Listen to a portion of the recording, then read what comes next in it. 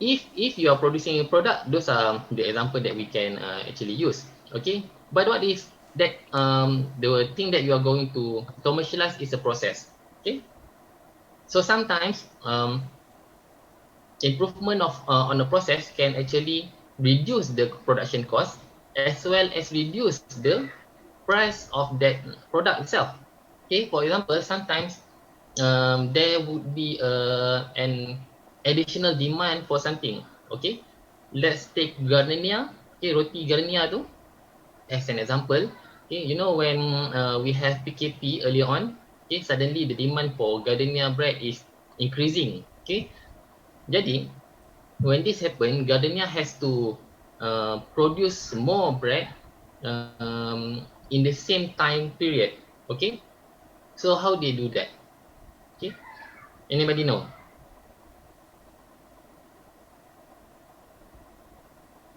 Ada sesiapa nak Don't teka? know. You don't know?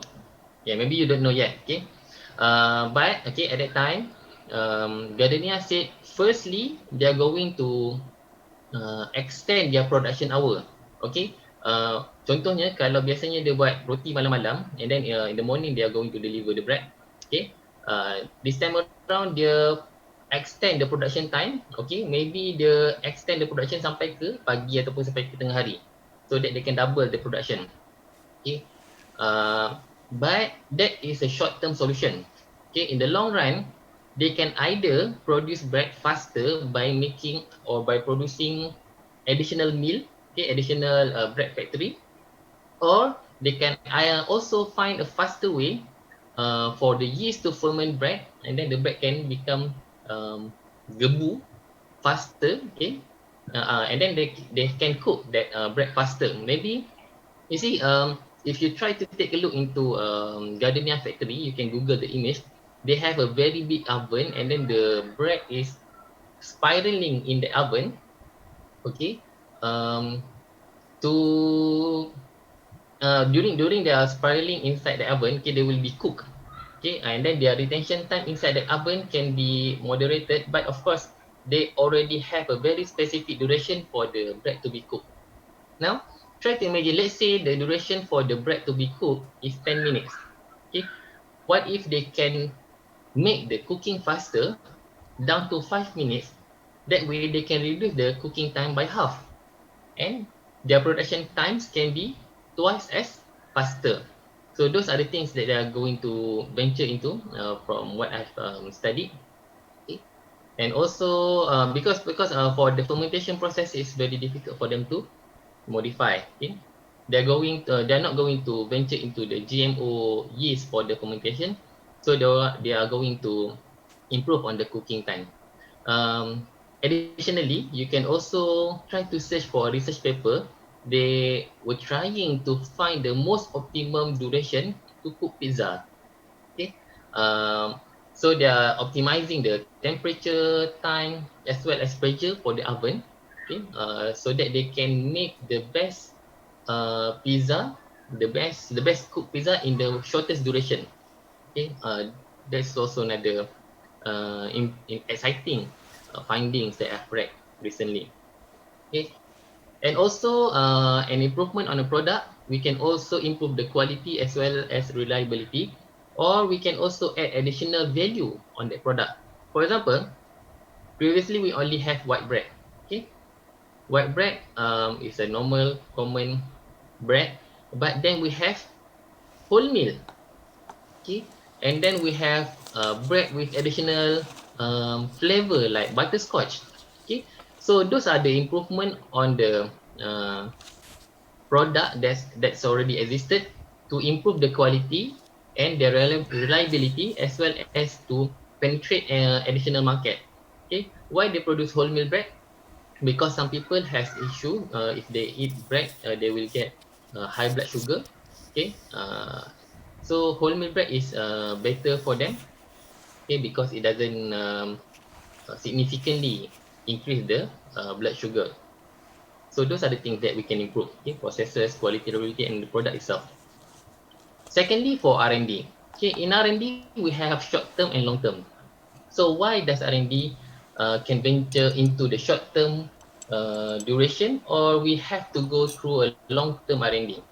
Okay, jadi kadang-kadang R&D ni, when we are doing short-term R&D, we can get fast results. However, because the duration being invested into the R&D is short, sometimes the product itself is not quite mature, and also it is very easy for the competitor to copy your product, because they can also do their research in the short time. They can get the answer to what is the secret between the secret of the product itself, and then they can become your competitor. Okay. Therefore, if we invested in long-term research and development, okay, the product itself can become very unique, and it is not very easy for the competitor to copy the product. Okay. Um, However, there are also challenges in a long time scale R&D.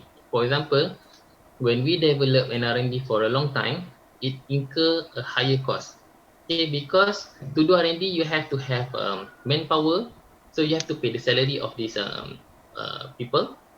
Okay, you have to also purchase the equipments. Okay, you have to purchase the stationaries, the media. Okay, all of the equipments needed, the lab work components, and so on. So all of these incur high cost. Okay, electricity, water, and so on. Uh, so to do a long term R&D, okay, we must first have a very good foundation for fund, as well as backup in terms of the manpower, as well as the think tank. Okay, uh, and then furthermore, even though if we invested a lot, okay, in this R&D, long term as R&D, sometimes the outcome is uncertain. Okay, um, we invested a lot, let's say, to find a cure for cancer. Okay, it has been for so many years. Okay, however, there's no actual cure or medicine for cancer up until now. Hopefully, we will come up with a very good solution later on. But these are the things that make people um, afraid or worry to invest in a long-term R&D. Okay, in the study of cancer, okay, they involve a lot of money, a lot of experiments, okay, a lot of animals that has been used in the study. Okay. However, the outcome is uncertain. Okay, they cannot conclusively find right now a drug suitable to cure cancer. Okay, so when we have this, okay, um, it is quite worrisome for the researcher to further invest. But let's say one day we can come up with a solution, and then we are going to start the clinical trial. Maybe there are also worries for the people, or the patients, to start using this medicine. Okay, that is one thing. Another thing is, although the drugs or the product has been tested properly and so on, it could also in the future develop some issue for the patients or the products that we use this product to. For example, if we create a compost, okay, a compost product, and then we use it in the plantation, it shouldn't have an issue, right? But let's say we produce a compost, no, not compost. Maybe we produce fertilizer with, let's say, um, probiotic or bacteria that can help um, in fertilizing the soil. Okay. Now, if we are using the normal microbiota, there shouldn't be any issue. But let's say if we are using a genetically modified microbiota, and then we add them into the fertilizer, and then we put it into the soil. Now, this microbiota impact on the environment has been studied in the lab scale. However, when we apply them in the real world, sometimes we cannot control what is happening. Okay, maybe some of the microbiota will be flushed down to the river by rainwater, where it shouldn't be there, and where it should thrive is in soil. But when it arrives into the river, maybe it will become opportunist microorganism, and maybe they will start to colonize a certain area of the river and then cause some disturbance. Okay, so these are the things that making the development of trucks or certain products difficult, because we cannot actually understand what are the outcomes coming from this product itself. Okay, and finally, it is very difficult to anticipate the condition in the market when the product is completed. Let's say right now we are producing um, a vaccine for COVID. Okay, this is just an example. Yeah? Do not take my word for this. This is just an example. Okay. So everybody, government agency and so on, is investing a lot in developing vaccine for COVID-19. Okay. So we do understand that this is going to take a few years before the vaccine can be fully matured and prepared for the market. So this is a long-term R&D. However, let's say because of this long-term R&D, suddenly, suddenly the world is facing El Nino phenomena, and then all of the viruses suddenly being killed excessively, and then the uh, chain for the virus to uh, infect and contract others is drastically reduced. Okay, making the COVID-19 outbreak in the world suddenly stop, okay, or suddenly reduce. Now, they have already invested a lot in creating vaccine, okay, but suddenly the virus is no longer there. Okay, so this is something that we cannot anticipate. Okay, and it is also quite an issue when you are developing a product, because at the time when the product is mature, we do not actually know whether the demand is still there. Okay, or maybe, okay, there are a lot of agency producing vaccine right now, and then one company successfully produce the vaccine. Okay, and then the vaccine product is so effective, okay, making your product, which has not been launched yet, okay, look so inferior towards this product. Okay, so when this happen, you cannot, or it is very difficult for you to commercialize your product. Okay, so all of the money that has been invested become maybe not profitable. Okay, so those are the challenges we are facing.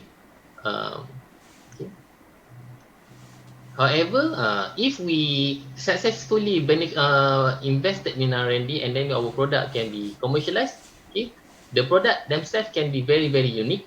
Okay, this is for long-term R&D. So when the product themselves is unique, it can give a very unique business selling point.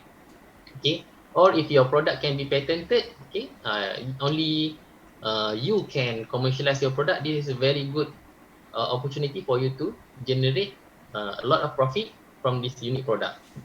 Okay, and then let's say you are the one who are successfully producing vaccine. Okay, and then your competitor has not yet produced their vaccine, or maybe your vaccine is the most efficient vaccine in the world. So you are creating a very good advantages over your competitor. Okay, so when you have this advantage, okay, um, people will, or the market themselves, or the people, the pharmacy and so on, okay, they are going to go for your product as compared to your competitor, because the demand is right now is for the most successful product in the world. Okay, so with this competitive advantage, you can capture a bigger size market, and maybe you can sell your product at a higher price. Okay, and with that, the you can get more profit. Okay, you can get more uh, people working with you, and if you have like shares, okay, your shares value can become higher and higher. Okay, and then another thing is for long-term research and development is you can also get long-term income, because when you are producing a product that is very difficult for others to imitate, okay, it will make them have to invest more to produce something that can overcome your product. Okay, for example, you have a vaccine, okay, and then your vaccine is being patented. Okay, your competitor cannot produce the similar vaccine to you. if they want to create another vaccine, okay, the vaccine must be different than you, or their vaccine could work in a different way.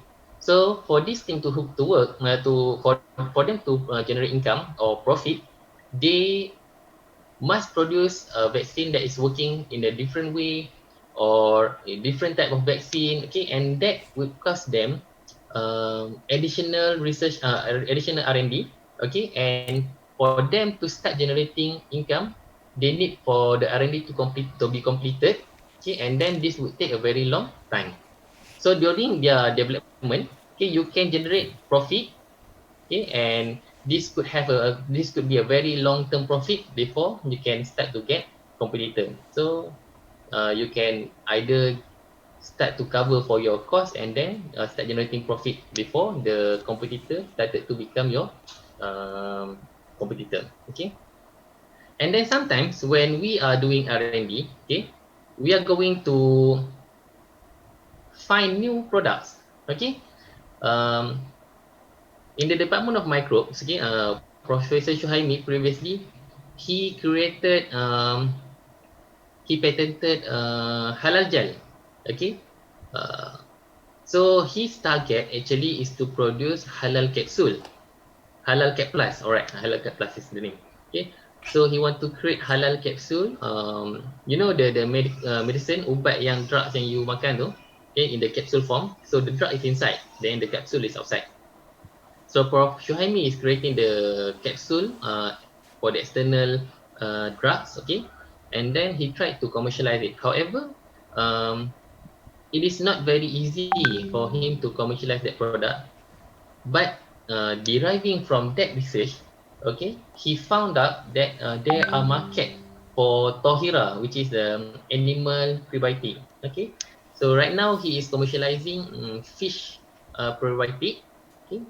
The product name is Tohira. Okay, this is what is meant by ongoing research leads to new opportunities, because sometimes you cannot um, the market for your product is not there, okay, but your product can be used for something else, okay. For this, sometimes we have to do a market survey, okay, interviews to see what are the people actually want, okay, and sometimes what are the price they are willing to pay for your products, okay. And finally, when you have a very good and proper R&D, you will also enhance your reputation, okay, because people started to believe that the research is very good, okay, it has been ongoing for several years, okay, and then the result is very promising, okay? So your reputation is there, and then people will start to buy the product because of your reputation, okay. That is why nowadays, if you see, there's a lot of not very good business out there, okay, like MLM and so on. They are selling fake drugs and fake products, okay, but they use the name of doctor in front of their name, okay, because they want to have this reputation. Sometimes they even put like um, professor. You know, there is one people claim that he himself is a professor. Bukan Prof Ali, Prof tak ada tak kaitan dengan Prof. Okay, he wear the cowboy hat. So people are calling him Professor Cancer, something like that. Okay, his specialty is to heal cancer. So people pay a lot of money to him to heal cancer. But he actually doesn't even have a master degree. Okay, let alone doctor. Okay, apatah lagi dia macam mana boleh ada professor. So those are the names that people use to get reputation, okay? And then this reputation is very important to engage people, okay, and then to convince people to buy your product, okay. You can try to see this is very bad business, eh? And also we have another businessman out there which have 8 PhD, okay, 8 fake PhD, okay. So kalau nak panggil dia, kena panggil dia doktor, doktor, doktor, doktor, doktor, doktor, doktor, doktor, CEO, kan, CEO. Okay. So then people start to believe him, and then people want to learn a lot of things from him and so on. But actually, he doesn't actually have even a single PhD. So those are the challenges when people are venturing to market. Okay, so let's go into market. Alright. So for market, there's a lot of parameter here. For example, we have the market size. Okay, so market size is when you try to measure a market size, you need to understand about your products and who are the target market. Okay, let's say if you are selling insulin, okay, most of your target market are people who already have difficulties or failure in their organs. Okay, so your target market mostly are people who are elderly, okay, maybe 40 years old and above. Okay, but of course you will have people who are much younger that have very unique condition and also need the insulin. And then if you try to see the demography of the people, okay, in a certain country, you will see that okay, there's maybe 30% of the people in this country is 40 years and above. Okay, so our market is about and then from this 30%, maybe 10% is are patients who needed insulin. So you can actually calculate what is the size of your market. Okay, that is why last week I told you that food industry is the biggest market because everybody needs to eat, regardless whether they are sick or not. Okay, so try to venture into food industry, but maybe food biotech. Okay, you are all microbiology. Maybe you can create products which has things to do with microorganism. The bread is one of them. Okay, uh, so when you there is one thing. Okay, another example I can give you is you try to see. Okay, now previously we have the, let's say in an electronic industry. Okay, telecommunication. The competition was between Nokia and the rest. Okay, and then Nokia fall out from the business. Okay, because Apple gets in with smartphone. And then from there, there are competition between Apple OS as well as Android. And now, starting from end of last year, Huawei also enter with their own operating system. So now there are three competitors in the telecommunication market. Okay, but you can see the size or the market size for these three businesses. Okay, how many of the people in the world uses Apple? How many people in the world uses Android? And how many of them are using Huawei? And then you can start to tabulate the demography. Maybe a lot of people in China is using Huawei as the operating system. Okay, maybe a lot of people in the United States and the European, they are using Apple. Okay, and a lot of people in the Southeast Asia, they are using mix of both mix of these three. Okay, so when you have this market size, it is very it is better for you to understand the demography and how much of the product you can sell. Okay, that is why maybe the reason for Biocon to develop one of the biggest insulin factory in Johor Bahru, Malaysia. Okay, maybe a lot of Malaysian people have diabetes and so on. Okay, but of course, there are also other factors like the government incentive, tax incentive, and so on, which can attract them to do this. Okay, but those are some of the consideration that they take into account when they are investing in a certain business in your country. And then you can also check whether your product is a global or local, can be sold in the global or local market. Okay, either your product is new or an improvement of the previous innovations. Okay, and then either your product is product that can actually be sold for a very niche market. Not everyone is going to use it. Okay, you understand about niche market. Niche market is a market that is unique and let's say for example, okay, niche market is like the drug itself. Okay, the drug itself, insulin. Okay, not everyone is going to use insulin. Okay, so the market for insulin is a niche market. Okay, uh, as compared to Panadol, okay, maybe more people is going to use Panadol as compared to insulin. So Panadol market is not really a niche market.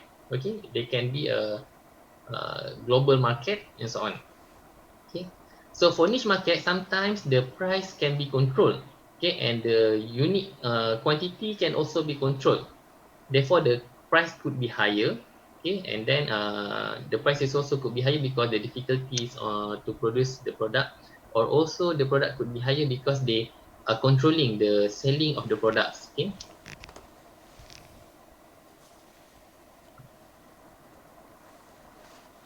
Right. And then this is the competitor and competitive advantages. Okay, I've also explained about this earlier on. Okay, by doing R&D, you can actually be more competitive. Okay, but also at the same time, for the market themselves, okay, you have to make sure that your product is sustainable. Okay, the most unsustainable business model you can see is like MLM, multi-level marketing. That is a very unsustainable. Okay, the product, let's say, from one person, okay, one person, alamak tak hidup lah. Okay, let's say from one person, okay, he get more money from another two person, and so on. So basically, in the market system, okay,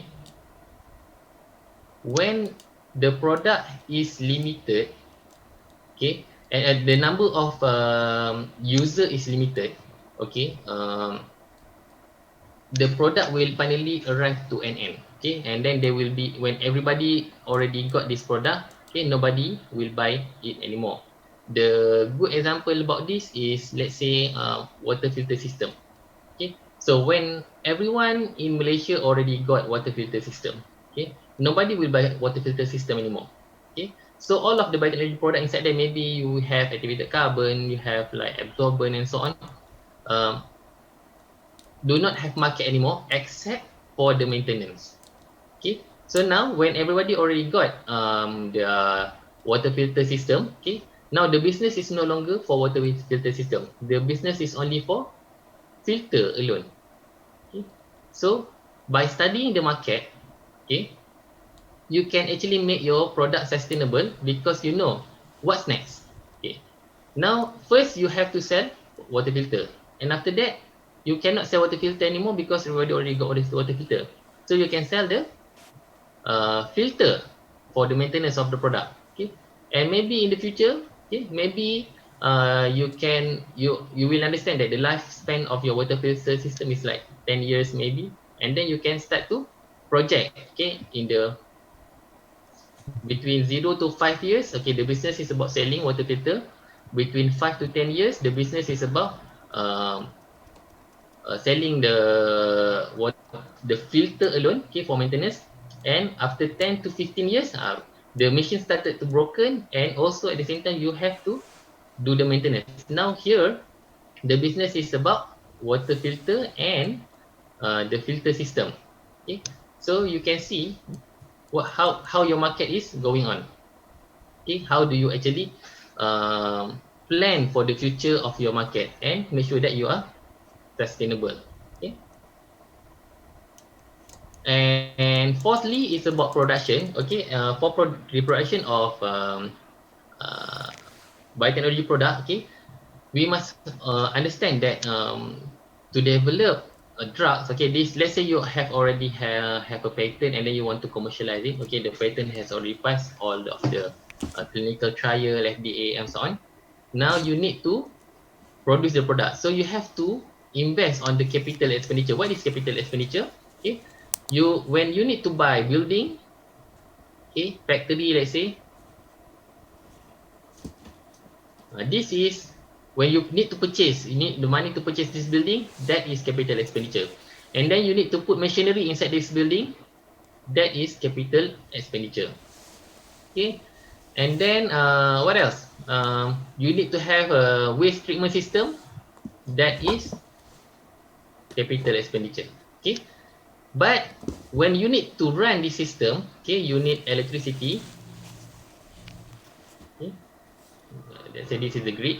Okay, so this is operational expenditure. This one, okay, and then you also need water. In Malaysia, we have in Selangor we have air Selangor.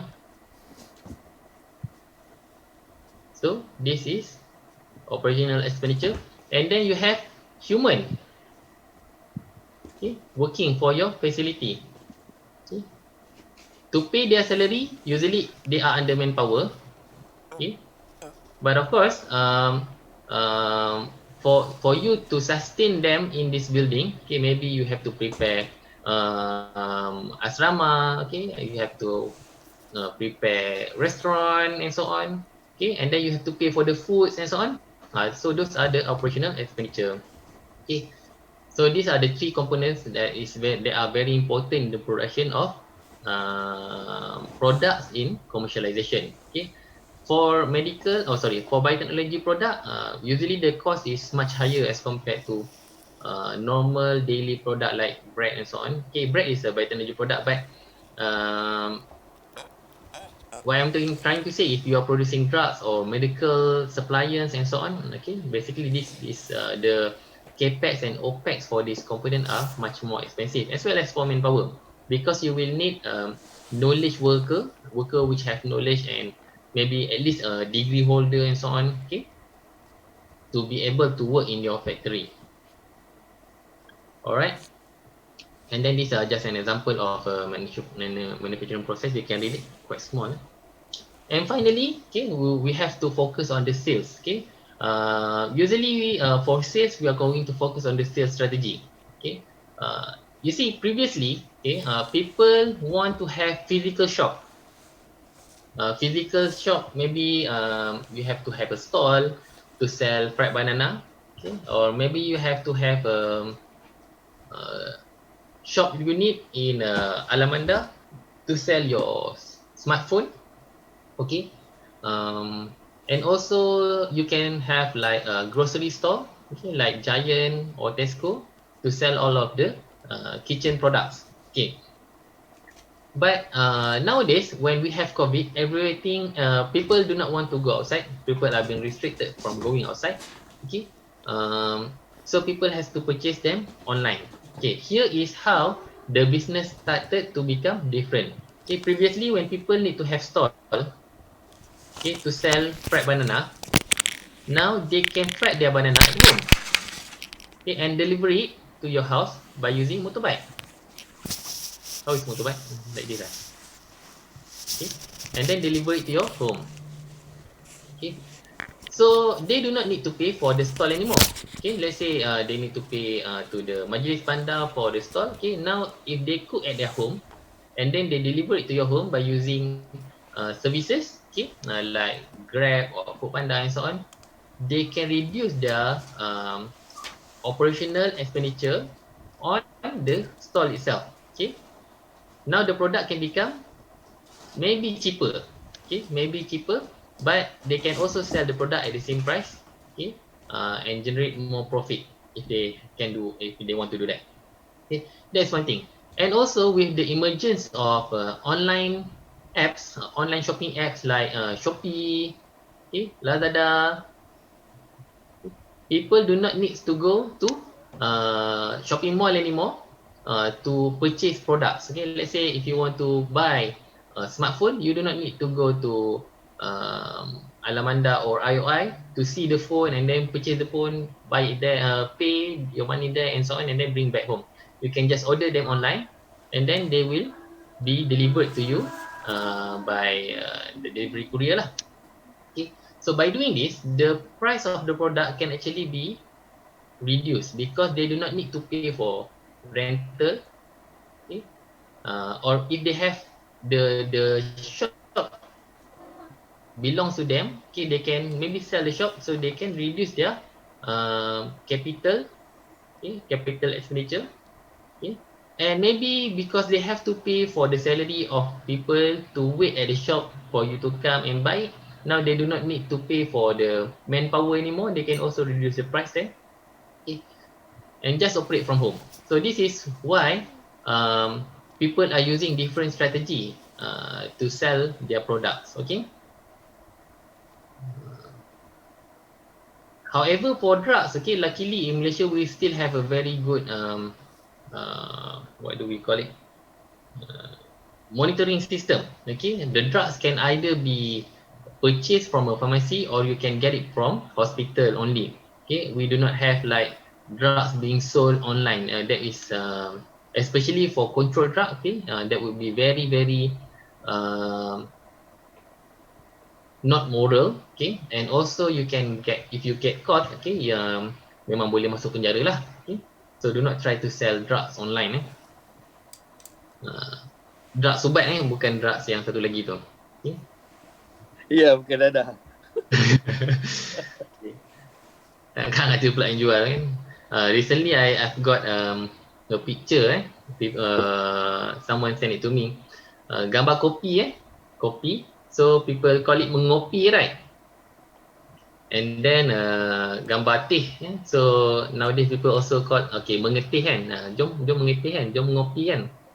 And then people put gambar nestem and then they call it mengetum which is different thing. Okay, because mengetum ni has a lot of thing to do with daun ketum macam drugs jugalah, dia memabukkan. Dan jadi saya cakap lah kat orang yang hantar saya tu, salah tu, kalau nestem dia bukan mengetum tapi mengestum kan, atau ngestum, barulah betul kan. So tak apalah, itu cerita sampingan sahaja. Alright. Jadi sekarang we are going to move on into a very boring topic, but I will try my best to make sure that you got a lot of information and excited about why we have to learn about history and why history have a lot of things to do with commercialization. And then after this we are going to have the quiz. Okay. Jadi kita tak payahlah pergi what is the etymology of history. Okay. Just need to know that basically from history, it is interconnected from the time something is being found. Okay, let's say it was found here first in the agar plate, okay, and how it can finally become commercialized in a factory. So yang ni yang saya nak highlight sebenarnya. Okay. Anyway, okay, there's a lot of related history here. Okay. Tapi tak apa, kita start from the very beginning macam cerita Sound of Music. Let's start from the very beginning Jadi before 4000 to 2000 BC before Christ, okay, people said this is according to they call it as catatan papyrus, medical papyrus. Okay, medical papyrus is you try to imagine that when they started to record a certain situation or findings di atas kertas papyrus. Okay? Dulu zaman-zaman Arab dia tulis dekat atas daun kulit haiwan, okay? Ataupun pelepah kurma and so on. Okay? They also write in the Egyptian tamadun Mesir. Okay? They write this in papyrus. Okay? Dia macam kertas jugalah. Okay? So antara benda, one of the things that they write into this medical papyrus, they call it, okay, adalah how hysteria is being developed. Okay, saja nak share side story. Do you know what is the origin of hysteria? Pernah dengar tak? Pernah dengar? Okay. Kita tahu sekarang ni kalau budak-budak kena histeria dia macam sawan mengamuk kan. Tapi originally, okay, ni from the Egyptian medical papyrus originally dia histeria ni dia ambil maksud dia daripada penyakit yang ada di kalangan wanita dewasa, adult woman, okay, yang dia ada simptom-simptom macam mental illness tau. Okay. Tapi bila dia tengok, dia study, okay, dia dapati biasanya simptom ni wujud bila dia ada masalah dengan uterus dia, uterus yang dislocated. Apa dia panggil dislocated? Dia panggil wandering uterus. Okay. Jadi bila macam lepas dia bersalin, lepas tu uterus dia dislocated, kita panggil rahim jatuh dan sebagainya, dia akan start ada simptom ni. Mungkin ada kaitan juga dengan apa dia panggil lah, postpartum depression, okay, depression yang disebabkan oleh kelahiran dan seterusnya. Okay. Itu adalah antara simptom-simptom yang wujud dan dia dikaitkan dengan rahim. So rahim, uterus ni, the Greek name or the previously is being called hysteria or something. Okay, itu yang kewujudan kata hysteria tu. Okay. However, okay, bila negara-negara barat mula terima agama kan. Okay. This is based on history. I'm just saying this based on history. When they accept Christianity, okay, they started to relate this condition, this mental illness condition, with possession, macam kena rasuk, kan, kena rasuk syaitan dan jin dan sebagainya. Kalau kena rasuk dengan genetik tu tak apa kan, kita boleh berubah struktur genetik kita. Tapi kena rasuk dengan jin ni lain tak. Okay. So dia kata kena rasuk dengan jin dan syaitan, lepas tu orang tu beronta-ronta, jadi ngamuk-ngamuk dan sebagainya. Terbang-terbang tu mungkin adalah tambahan kepada cerita histeria tu, yang zaman tu kan. Okay. Jadi bila dia ada unsur-unsur ni, dia mula mengaitkan histeria ni dengan condition yang bukan medical. Okay. Jadi bila perkataan histeria tu sampai kepada kita, kita dah faham yang benda ni dia associate dengan keadaan-keadaan yang mistik dan black magic dan sebagainya. Okay. Tapi sebenarnya benar-benarnya perkataan histeria ni wujud sebab dia nak cakap orang tu ada masalah depression atau postpartum depression ataupun mental illness disebabkan uterus dia bermasalah, lepas bersalin dan sebagainya. Itu cerita asalnya histeria. Bukannya kena rasuk dengan jin dan syaitan jadi histeria. Tapi kita guna generally accept the term hysteria in Malaysia adalah condition yang bila orang kena gangguan makhluk halus. Okay. Kesian orang yang mula-mula coin perkataan histeria ni, mesti dia tak tahu apa jadi dengan perkataan histeria sekarang. Kalau dia tahu mesti dia terkejut. Okay. Alright, and then anyway, okay, previously people has started to use biotechnology. Of course, they didn't call it as biotechnology that time. Mungkin dia nak coin perkataan biotechnology, dia tak tahu pun teknologi tu apa kan. 4,000 before Christ, terlalu lama dulu, okay. Tapi orang dah start buat roti kan, dia have started to produce beer, okay, dan dia guna yeast. Tapi pada masa tu, dia tak ada stok koloni yeast tu, okay. They know that, okay, if they take a portion of this component, okay, macam growth, nampak macam ada something grow dekat atas pokok, okay, dia campur dengan dia punya gandum dan sebagainya, dia akan dapat roti tu akan kembang dan jadi roti. So dia campur dengan air minuman diorang yang mungkin dia perahan daripada anggur dan sebagainya, diorang akan start dapat minuman yang memabukkan macam beer dan sebagainya. Okay.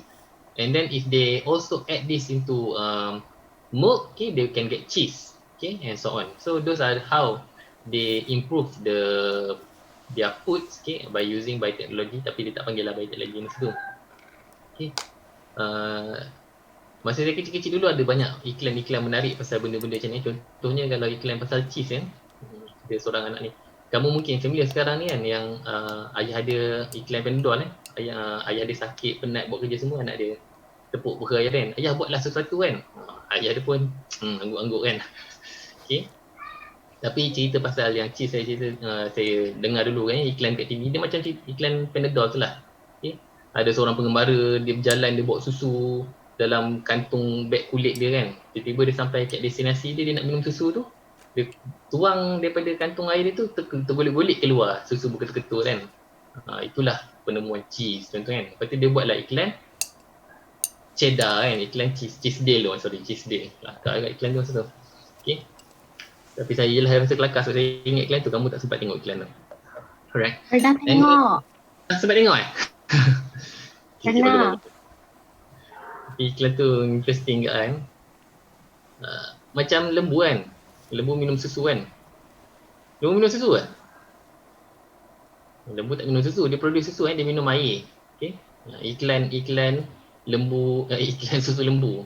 Kan? Kelakar agak iklan tu. Okay. Tak apa. Kita berbalik pada topik kita ni.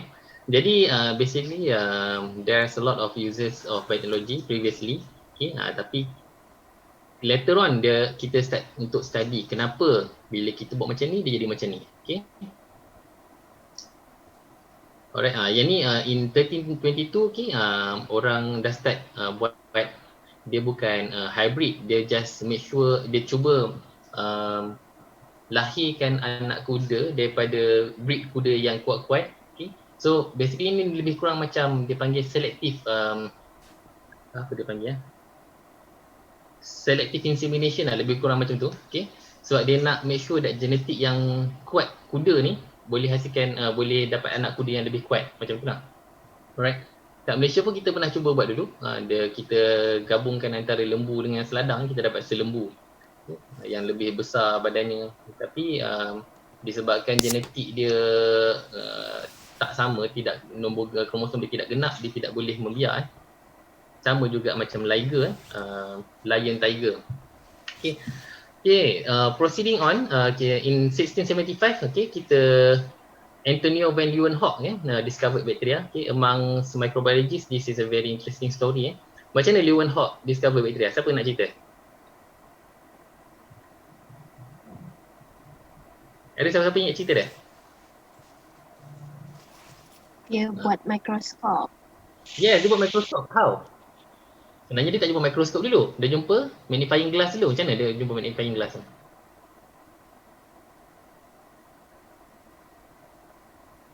Tak apalah. Basically dia masa dia minum air, lepas tu air tu menitik tumpah. So dia form a droplet. Yes, with bacteria. Bagus. So water droplet tu bila dia jatuh dekat atas surface yang hydrophobic, dia jadi macam ni kan. Jadi bila dia tengok daripada atas ni, macam nak bikin mata macam ni. Macam ni mata kan. Dia nampak the component ataupun whatever is under this water is being magnified. Jadi besar. Kalau kamu nak try, kamu boleh ambil air, kan, jatuhkan setitik dekat atas kamu punya smartphone, nanti kamu akan nampak pixel smartphone tu. Tapi kena make sure yang air tu jatuh dalam bentuk ni lah. Kalau dia jatuh melepek je, kamu tak nampak lah pixel tu semua. Kamu nampak air yang bersipah sahaja. Jadi he started to study a certain condition pada penyakit pada masa tu. Dia ambil sampel darah contohnya kan, lepas tu dia put dekat atas slide, lepas tu dia letak air. Kan? Jadi dia nampak lah partikel tu jadi besar kan. So this is the first magnifying glass, and then he realised that he can actually further improve the images and further magnify the images by creating double, dia panggil dua satah condong. Dulu saya belajar sains bahasa Melayu tau. So my translation could be wrong, tapi kamu faham lah. So inilah adalah penciptaan mikroskop yang pertama. So nanti kamu tengoklah, kamu boleh further read on him. And then in 100 years later, we have Edward Jenner. Edward Jenner ni adalah orang pertama ataupun dalam bahasa microbiology kita panggil father of vaccination. Tapi of course we have a father of vaccination yang kemudian lepas tu kan. Mungkin dia adalah grandfather of vaccination lah. Tapi dia ni gila sikit, dia ni bahaya. Edward Jenner ni to confirm his theory on, dia sebenarnya dia dah nampak pekerja-pekerja ataupun pemerah susu lembu. Pada zaman dia tu ada banyak penyakit smallpox. Tapi pemerah susu lembu ni dia akan dijangkiti oleh cowpox. Bila dia dijangkiti cowpox, dia tak akan kena smallpox. So dia nak study benda ni. Dia rasa this is something yang interesting. Sebab cowpox dengan smallpox ni nampak macam lebih kurang kan, tapi bila kena cowpox tak mati, bila kena smallpox mati. So based on his theory, he take cowpox sample, dia ambil pada luka lembu tu. Lepas tu dia inject kepada seorang budak. Lepas tu bila budak tu dah baik daripada cowpox, dia inject pula budak tu dengan smallpox. Yang dahsyatnya pasal eksperimen dia ni adalah budak tu adalah anak dia. Tu yang saya kata Edward Jenner ni gila sikit. Tapi if he didn't do this, pada zaman tu mungkin akan lebih ramai orang yang mati sebab smallpox. So what happened after that? They discovered that if you got infected by cowpox, you won't be infected by smallpox yang lebih berbahaya. So habis semua orang masa tu dikenakan dengan cowpox untuk menyelamatkan daripada smallpox. Tapi cerita dia panjang lagi. Last sekali Edward Jenner ni mati. Dia nak try buat vaccination lagi sekali. Dia inject diri dia dengan satu jenis virus infection juga, yang mana dia tak survive terus lepas tu, dia terus KO. Alright. And then in 1830 we have discovery of proteins. Dan discovery of proteins ni biasanya dia macam enzim pun dia sebahagian protein kan. Jadi dia further integrated and related to next findings, termasuklah DNA later on. Kita mula baca macam mana dia discover protein ni, macam mana dia relatekan dengan finding yang seterusnya. And in 1857, Louis Pasteur proposed microbes can cause fermentation. Before that, kebanyakan orang percaya bahawa tentang spontaneous creation. Kamu tahu tak kalau in spontaneous theory, kalau kamu letak makanan yang elok, saya nak lukis kat sini. Kalau dia letak katalah roti in open space, letaknya roti ni. Okay. Nanti roti ni akan rotten kan, akan ada spot. Okay. Tapi kalau dia rebus roti ni, okay, dia simpan dalam bekas tertutup, okay, maknanya dah sterile, roti ni tak rotten. Kalau dia sterile kan, okay, tapi dia letak kat tempat terbuka, dia akan rotten juga. So kat sini yang ada germ theory tu. Okay, germ theory tu disebabkan kat sini yang ada keluar proses pasteurization tu. Okay, bila dia panaskan, lepas tu dia sejukkan, jadi makanan itu akan selamat as long as dia tutup. Okay, that is why nowadays kita ada pasteurization process. Okay, yang kita gunakan untuk makanan-makanan yang heat sensitive sahaja. Okay, and then following that, Darwin theory ni sebelum tu lagi, okay.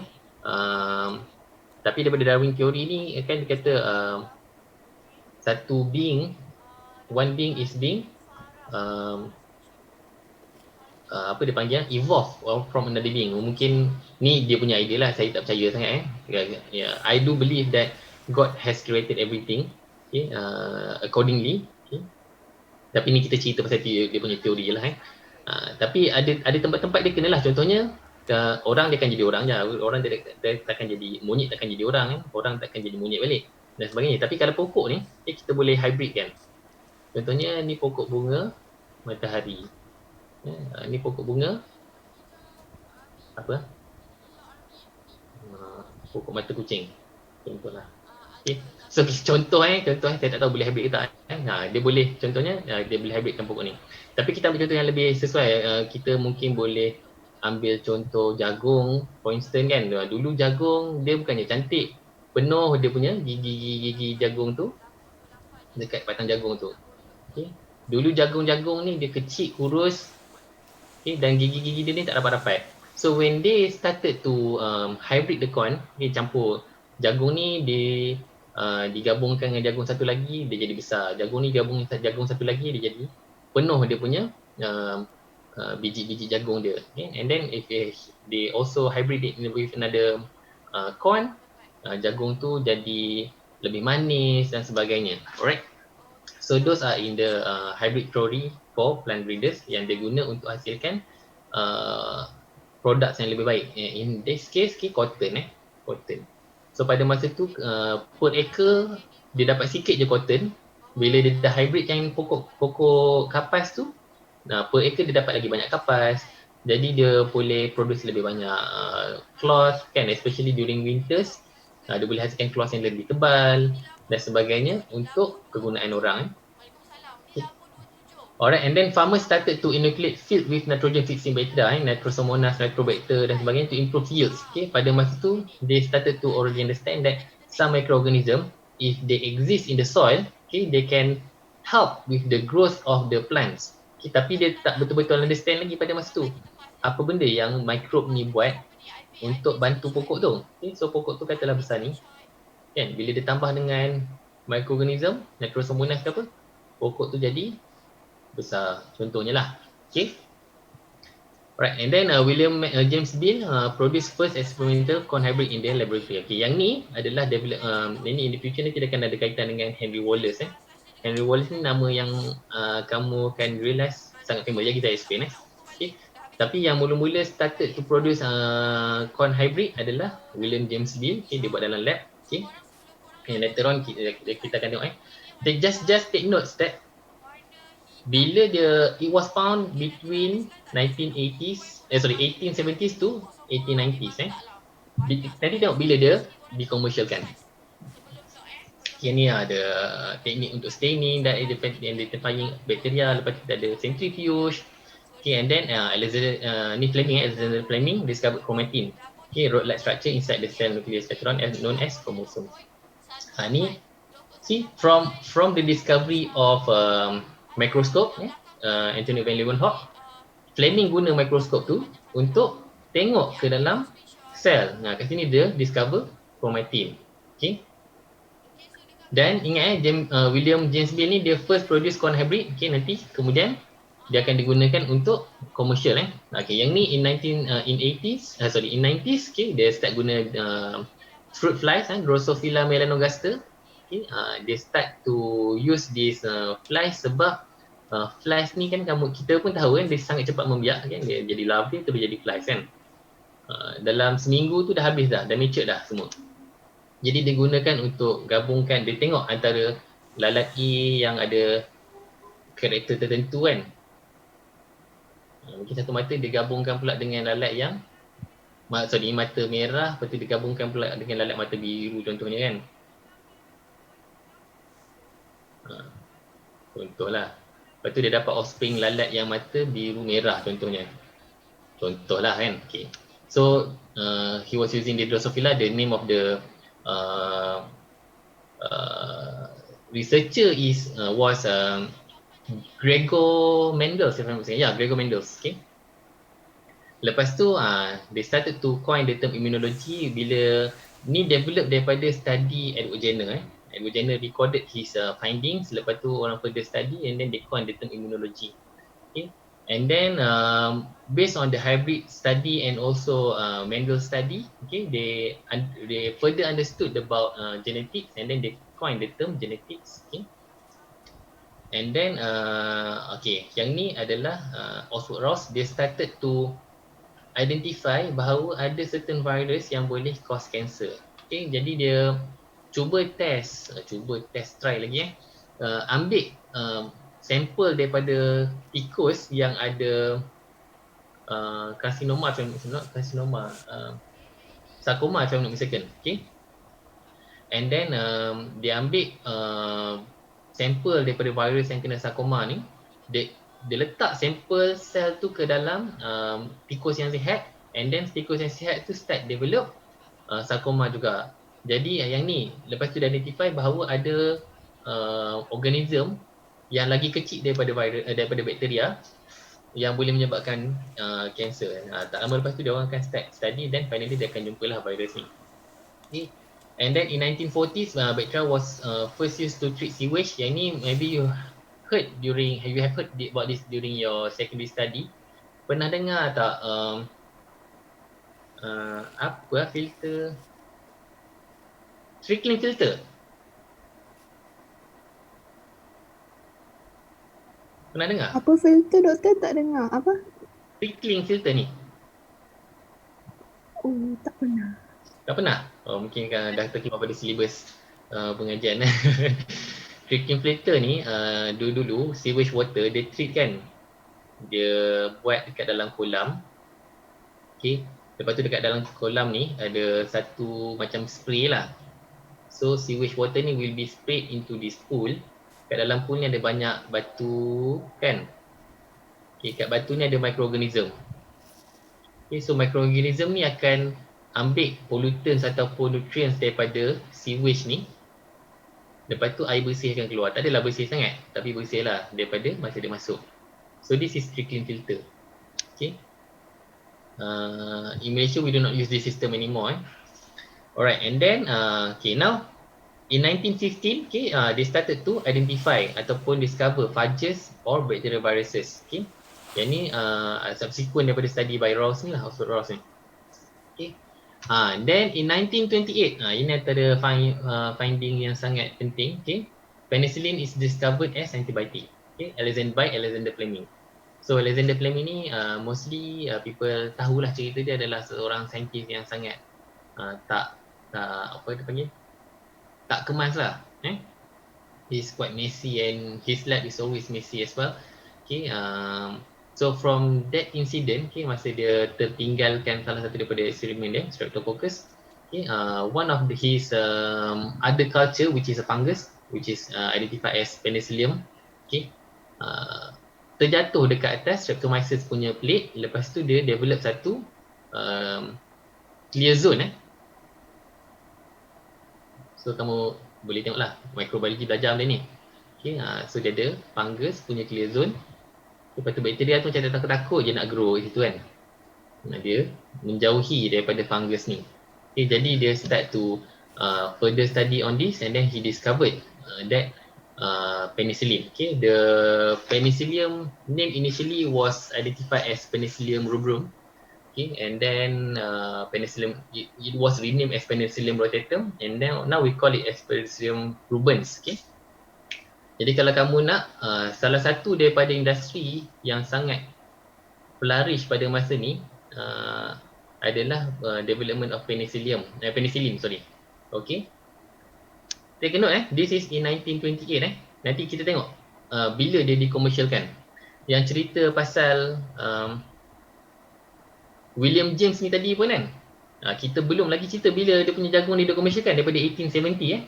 Okay, ni findings in 1928 pun belum dikomersialkan lagi. Okay, lepas tu kita ada Kapchenko started to process radishes and cabbages. Lepas tu dia ada plants in different genera and so on. Okay, Layback started to first uses embryo to obtain hybrid. Okay, yang ni yang started off the use of kita panggil tissue culture. Okay. Lepas tu disebabkan terlalu ramai orang mula menggabungkan makhluk-makhluk ni, dikhawatiri berlaku kewujudan makhluk baru. Jadi US Congress started to passes the Plant Patent Act. Okay. Cerita daripada 1870 to 1890 tadi, hybrid corn tadi tu kan. Now 40 years later baru dia dapat komersialkan. Okay, in 1933. Okay. Dan dia dikomersialkan oleh Henry Wallace. Jadi Henry Wallace ni salah seorang daripada businessman dan researcher juga. Dia researcher, lepas tu dia businessman. Dia guna hybrid corn yang Bill ni tadi develop, lepas tu dia further study dan dia jual, dia komersialkan. Dan nama dia sangat famous. Jadi dia bukan komersialkan jagung saja. Okay, dia also commercialize carrot, lobak. Okay. Jadi in that business, his name is well accepted. Okay, dan tapi sebabkan ada corn lain, Wallace ni juga lebih dikenali disebabkan dia punya carrot products. Okay, sebab tu kalau kamu tengok kebanyakan cerita-cerita yang ada kaitan dengan carrot, contohnya World Rabbit ke, ataupun ada cerita-cerita pasal carrot gergasi, mesti akan ada orang nama Wallace dalam cerita tu. Ni lah cepat dah, ni dia dah. Kamu akan dapati ada banyak orang nama Wallace dan cerita yang ada kaitan dengan carrot. Okay. Alright, lepas tu dia punya produk dia sangat bagus. Okay. Dia started to produce more and finally dia overproduce. Okay. Anyway, untuk dia punya production, dia punya business sahaja accounted to 78% of United States punya corn. Nak cerita betapa banyaknya corn yang disupply pada masa tu. Okay. And then in 1938, people started to use the term of molecular biology and so on. Okay, and then we have the term of genetic engineering, okay, which has been coined by Danish microbiologists. Okay. Now, in 1942, ingat tadi 1928, Fleming started to discover penicillin, and then throughout the study, okay, they were only being commercialized in 1922.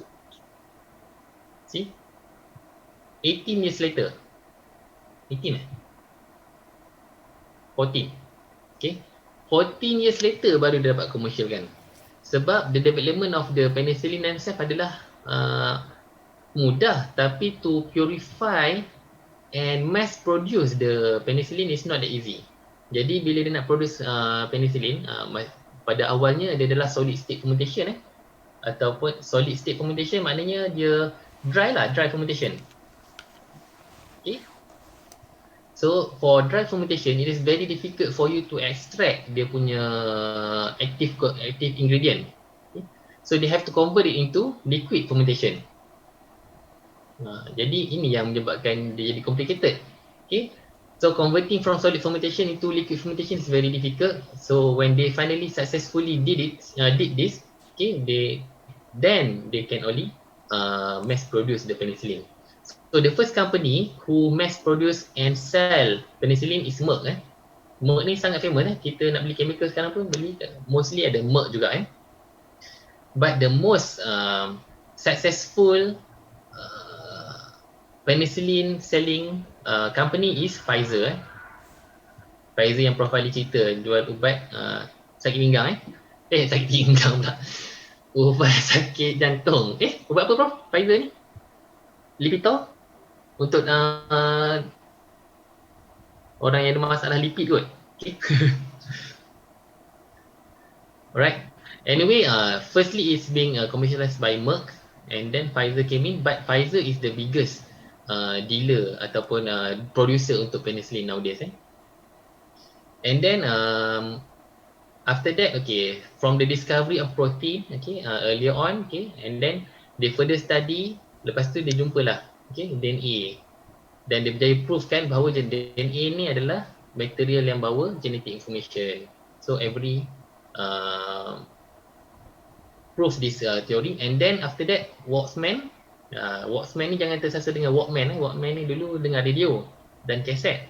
Kalau kamu sempat kenal lagi lah kaset tu apa. Okay. So Walkman ni dia orang Ukraine, nama dia Salman Walkman. Salman Walkman, bukan orang Indonesia. Kita tahu Wak ni Indonesia, tapi dia bukan orang Indonesia, ni orang Ukraine. Okay. Dia started to isolate streptomycin. Dia ambil daripada Streptomyces.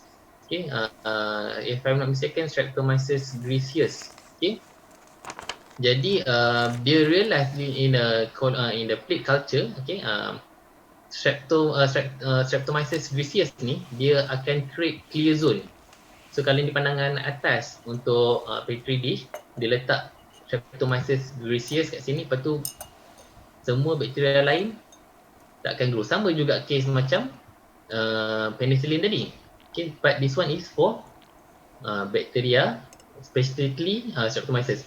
Sebab Streptomyces boleh create disease, condition yang dipanggil tuberculosis yang sangat teruk, batuk kering tu. Okay, jadi what happened was he extracted this Streptomycin, okay, and then guna untuk sebagai antibiotik untuk bunuh bakteria dalam orang yang kena tuberculosis. Jadi dulu-dulu ni orang tuberculosis ni akan batuk teruk sampai matilah. Okay, sampai paru-paru dia betul-betul fail dan akhirnya dia akan mati. Okay, unfortunately. Tapi after the discovery of Streptomycin, condition ni boleh diubati lah. Okay. And then in 1946, the discovery of genetic material from different viruses. Okay, yang ni pun sama juga, continue daripada findings of the proteins. Okay, they started to understand more about DNA. Dan bila dia tahu bahawa DNA ni is carrying genetic material, okay, lepas tu dia further discover yang bahawa genetic material ni, okay, dia boleh masukkan ke dalam virus. Okay, mana virus boleh ambil DNA dan bawa genetik punya material tu dalam dia punya DNA. Sebab tu sekarang ni kita sangat faham bahawa virus ni dia sangat mudah mutated. Dia boleh ambil sebahagian daripada DNA dia punya of their host, okay, and then katalah dia termasuk ke dalam, katalah dia ambil daripada host A. Mungkin ni kita ambil cerita COVID ni dia. Katalah daripada kelawar, bats. Okay. Lepas tu macam mana dia masuk boleh infect human, sedangkan initially tak sama dia punya apa, bukan receptor, apa yang kat luar? Nuclear capsid. Biasa kita label dia sebagai segitiga tu. Apa lah, ni dah lupa. Okay. Anyway, bila dia started to infect human, mula dia belum lagi virulent, okay, tapi dia started to adapt to the human DNA. Lepas tu dia ambil sebahagian daripada DNA human before they finally adapted to the cell. Okay, and then dia keluar dan dia ambil sebahagian daripada material host, and then now dia boleh adapt kepada human, okay, as a new host. So dia boleh infect lebih banyak animals lah dalam general muka bumi ni, dalam makhluk-makhluk yang dekat muka bumi ni. Jadi discovery dia pun boleh pada 1946 lah, tapi mungkin ada orang start to use this as a biological weapon and so on. Okay. And then McClintock started to discover transposon. Okay, this is the discovery of transposon. Okay, iaitu elements ataupun genes yang boleh transport daripada satu organism kepada organism yang lain. Okay. Biasanya dia akan ada dia punya apa dia panggil, elemen yang membantu dia berpindah ni lah, vektor. Okay. Biasanya dia akan ada vektor yang membantu dia untuk transport daripada ataupun jumps daripada satu organism kepada organism yang seterusnya. Okay. And then Pauling started to understand that sickle cell anemia is a molecular disease. Maknanya dia boleh diwarisi daripada parents kepada anak. Okay. And then artificial insemination of livestock using frozen semen is accomplished. Ini dia daripada Arab punya study tu kan, yang dia nak carry genetik yang kuat daripada baka yang kuda yang kuat tadi nak bawa ke anak. Lepas tu dia also further study using cows and sheep and so on, and then they started to understand that this genetic material can be frozen and then they can actually make another animal. Okay, apa sebutkan make, dia boleh inseminate another animal using the semen that has been frozen. Okay, and then this is Watson and Crick finding, also very famous. Okay, they started to publish tentang structure of DNA, double helix. Okay, cerita pasal double helix ni, saya ada side story juga pasal double helix. Saya pernah pergi ke salah satu shopping mall KL. Lepas tu ada seorang ni, dia nak promote kelas English lah kan. Dia kata English ni sangat bagus dan so on kan. Kata it's okay. Masa tu saya tengah buat degree lah. Tapi disebabkan saya degree microbiology, I have my own advantages over him kan. Lepas tu dia kata lah, cik cuba dia something yang sangat susah dia nak baca kan. Cuba cik baca. Saya kata saya tak boleh baca ni, pelik sangat perkataan ni, tak pernah dengar pun, dia kata. Itulah cik, dia kata. Kalau cik ambil kelas English dengan saya, cik boleh sebut perkataan dengan mudah sekali. Lepas tu saya kata, saya pinjam kertas tu, saya kata. Pinjam kertas tu kan. Lepas tu saya tulis ni kat dia. Cuba cik sebut nama penuh dia. DNA kata. Tak, nama penuh dia. DNA ni apa nama penuh dia? Mana saya tahu. Lepas tu saya cakap ke dia, kalau cik ambil subjek microbiology, mesti cik boleh explain bahawa benda ni adalah deoksiribonucleic acid. Dia pula tercengang kat situ kan. So kita sama-sama berhuru lah lepas tu kan. Lepas tu saya mula. So, lepas tu, anyway, bila saya teringat cerita tu, saya teringatlah Watson and Crick kan. Masa dia mula jumpa benda ni, adalah macam-macam cerita kan. Lepas tu ada orang argue kata sebenarnya finding Watson and Crick ni adalah daripada seorang saintis perempuan. Lepas tu, tapi diorang lah yang dapat Nobel Prize dan seterusnya. Lepas tu, tak apa, tu cerita-cerita yang side story. Yang penting kita tahu bahawa struktur yang DNA yang diorang jumpa ni betul dan diguna pakai sampai sekarang. Nak cuba lepas ni kat Salesman, silakan. Dia ingat dia seorang je boleh kenakan kita kan. Kita boleh kenakan balik, jangan main kata. Cerita pasal kenakan orang ni saja, sorry, kita ada masa tak? Alamak, tak ada. Tak apa, kita simpan cerita tu next week. Okay, cerita mengenakan orang Alright, and then enzyme is being used in the synthesis of nucleic acid for the first time. Okay, yang ni the discovery of DNA polymerase. Okay, DNA polymerase maknanya macam mana DNA polymerase is being used to attach a certain RNA onto another into a chain of DNA. Okay, jadi kat sini juga bila dia start understand bahawa ada DNA polymerase 1, dia tahu mesti ada enzim lain yang digunakan oleh sel untuk replicate during mitosis dan sebagainya. Okay, kita apa tu, that is the first initial finding is 1956. Okay, lepas tu dia jumpa systemic fungicide dan sebagainya. Okay, in 1990s and 1960s baru dia jumpa bahawa daripada DNA polymerase tu dia jumpa bahawa ada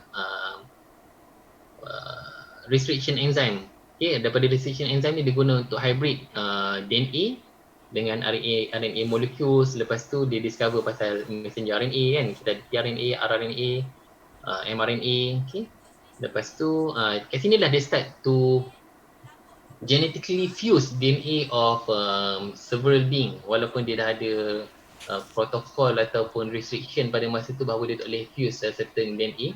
Tapi Harris and Watkin ni dia buat juga dia fuse DNA antara human dengan mouse sebab dua-dua ni animals. Okay, dan sel tu berjaya bermitosis selepas tu. Okay, jadi dia publish, dia punya publication kamu boleh jumpa, boleh cari sangat interesting. Luckily dia tidak membesar menjadi makhluk lah, sebab kejap kita akan jadi human mouse. Pelik pula nanti lupa dia. Mungkin kita akan jumpa orang di dalam longkang dan sebagainya. Alright, and then in 1969, okay, an enzyme is being synthesized in vitro for the first time. Okay, ini enzyme yang disynthesize lah. Okay.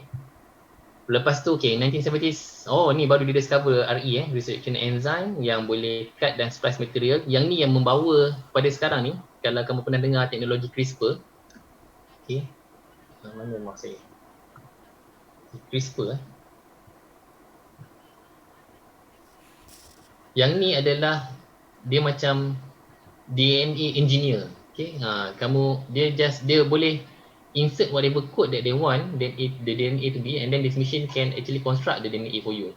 Okay, sebab kita tahu bahawa molekul protein dia jadi molekul disebabkan ATCG tu dia boleh bind A bind dengan T, C bind dengan G kan. So bila chain tu sangat panjang, ni bind dengan ni bind dengan ni bind dengan ni. So contohnya dia akan jadi satu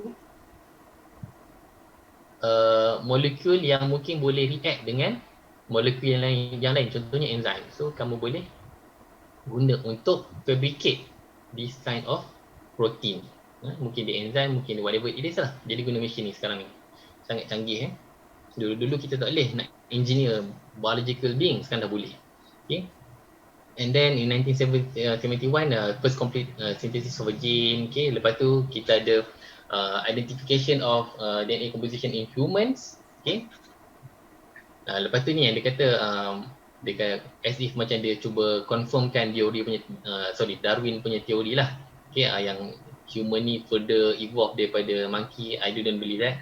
Okay, tapi dia tahulah bahawa DNA ni 99% similar to chimpanzees dengan gorilla and so on. Okay.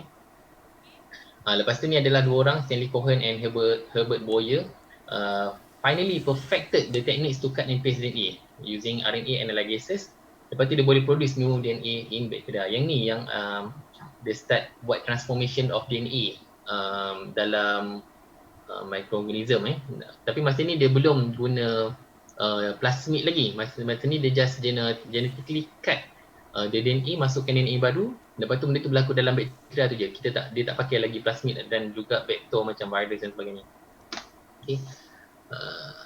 Lepas tu okay, yang ni ada guidelines baru untuk recombinant DNA, okay, in 1975. Lepas tu the tools of recombinant DNA applied to human inherited disorder. Okay, tapi tak berjaya. Hanya sebahagian sahaja. Macam contohnya kalau human being tu dah dilahirkan, masa tu lah dia cuba buat DNA. Tapi kalau baby tu masih lagi belum lahir, tak jadi juga. Lepas tu dia buat masa ni yang mula-mula dia cuba study tentang dia panggil apa, IVF, in vitro fertilization. Maknanya bayi tabung uji tu yang dia cuba senyawakan di luar daripada uterus, tempat uterus. Ni masa ni lah dia buat study tu. Okay. Lepas tu ni masa ni dan mula started to understand that yeast gene can be expressed in E. coli. Yang ni masa ni dia started to guna plasmid. Okay, dia masukkan plasmid ke dalam plasmid tu, dia ambil genes yeast, masukkan dalam plasmid. Lepas tu dia masukkan plasmid tu dalam E. coli. Lepas tu E. coli tu started to produce whatever things that they wanted the yeast to initially produce. Tapi yeast ni dia grow cepat juga sebenarnya. Cuma E. coli dia grow lagi cepat dan dia lagi tahan lasak untuk a certain condition. Okay, jadi dia masukkan, contohnya kalau enzyme katakan dia want to have an enzyme which is being produced by yeast, contohnya cellulase. E. coli tak produce cellulase, so dia masukkan gene yang code for cellulase ke dalam plasmid. Lepas tu plasmid tu masuk dalam E. coli. Now E. coli tu boleh produce cellulase. Okay, but generally ini yang started to produce masalah.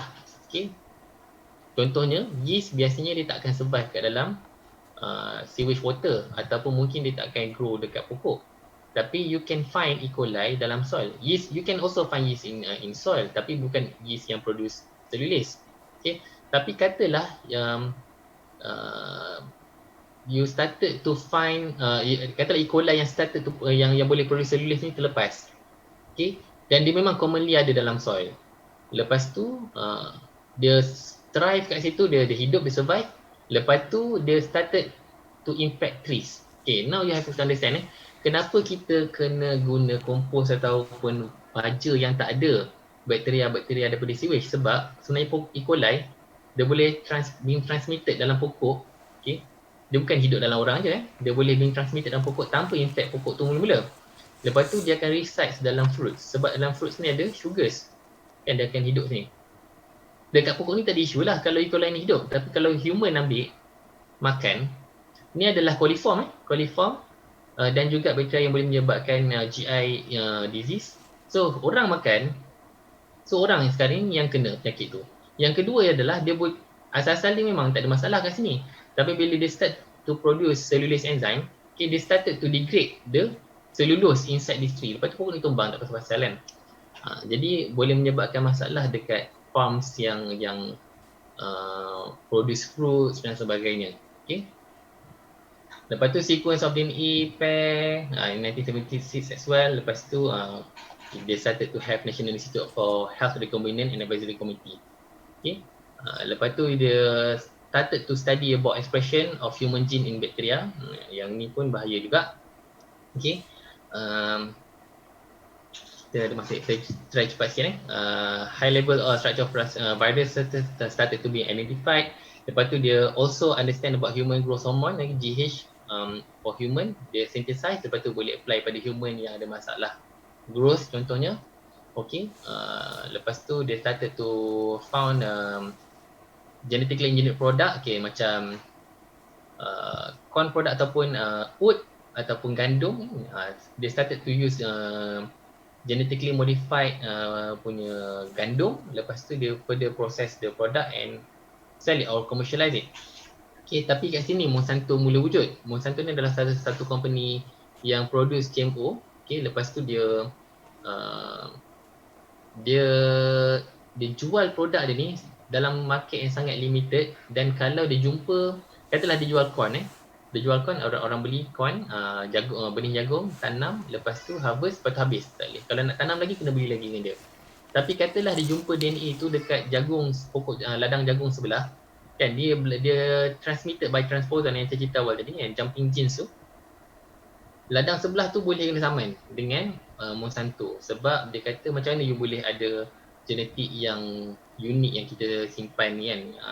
Jadi most of the farmers yang pada masa tu kalau dia punya ladang infected by Monsanto punya genetik, dia orang akan kena saman lah.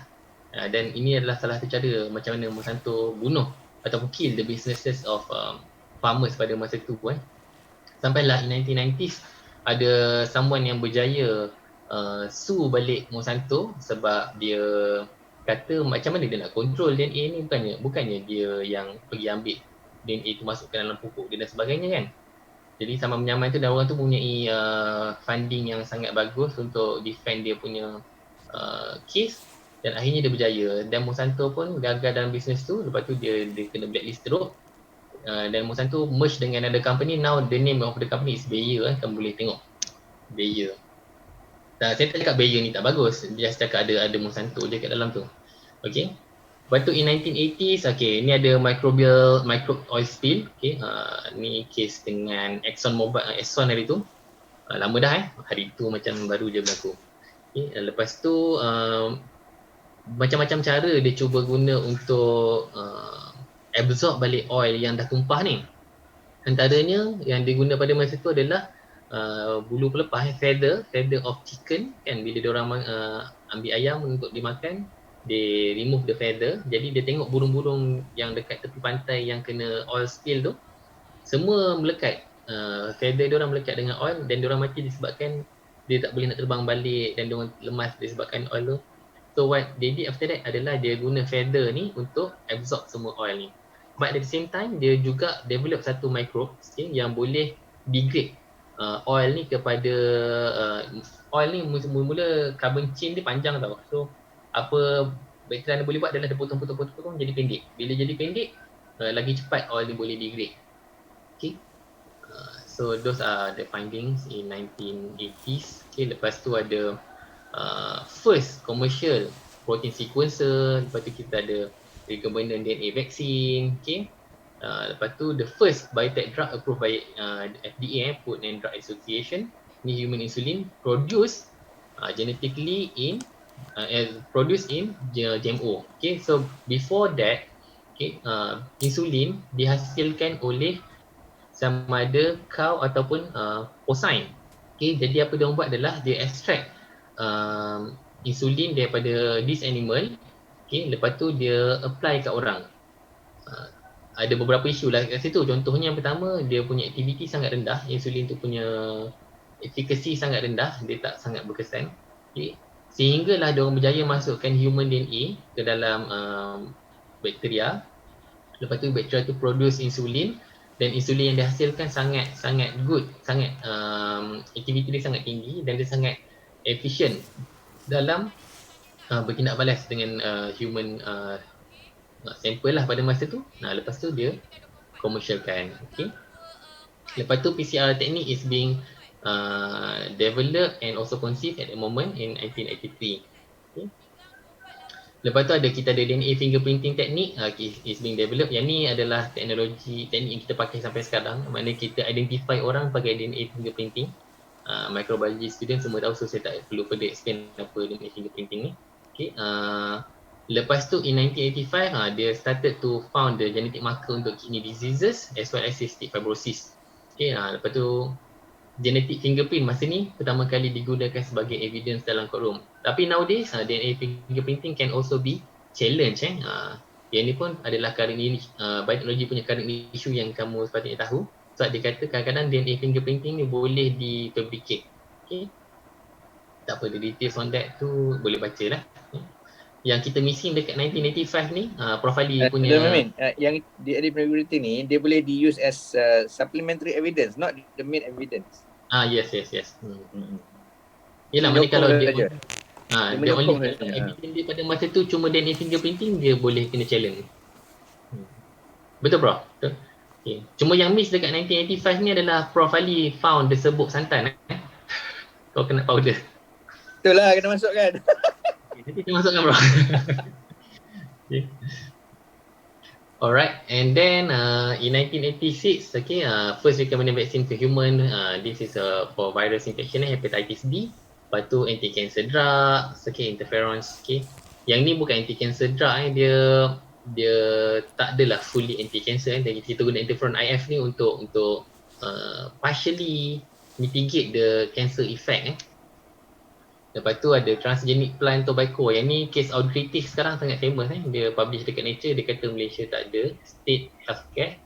Lepas tu Nature yang kena bambu, sian Nature tak pasal-pasal. Padahal yang patutnya yang publish tu yang kena. Okay, lepas tu kita ada EPA approve the release of first transgenic crop and so on. Okay, the rest you can read lah. Okay. Ini kewujudan of the first transgenic mouse yang further 10 years later on they develop Dolly iaitu clone kambing.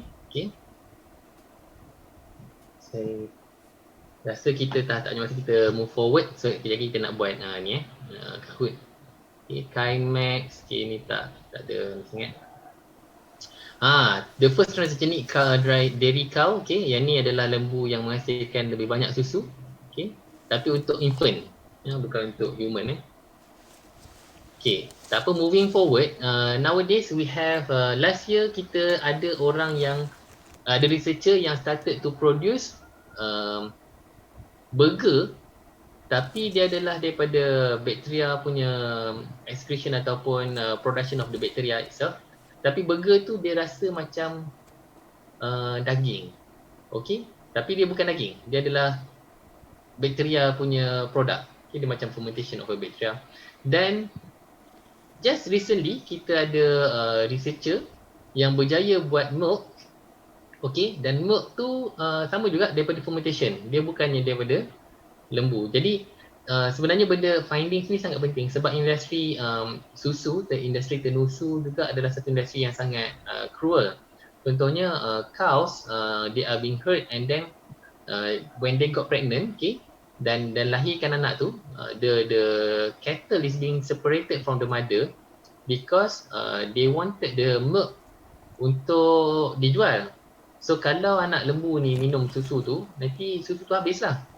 Okay, so what happened to the cattle is sometimes they are being killed, sometimes they just being left to die, and sometimes they are being sold as meat. Sebab tu kamu pernah, kalau kamu dengar, dia panggil tender milk ni, cattle punya meat. Okay. Alright, so that is the end of the importance of biotechnology. Okay, sekarang kita nak buat Kahoot. So boleh standby dengan komputer satu lagi. So for this Kahoot, okay, we have a cumulative price daripada last week RM20. Lepas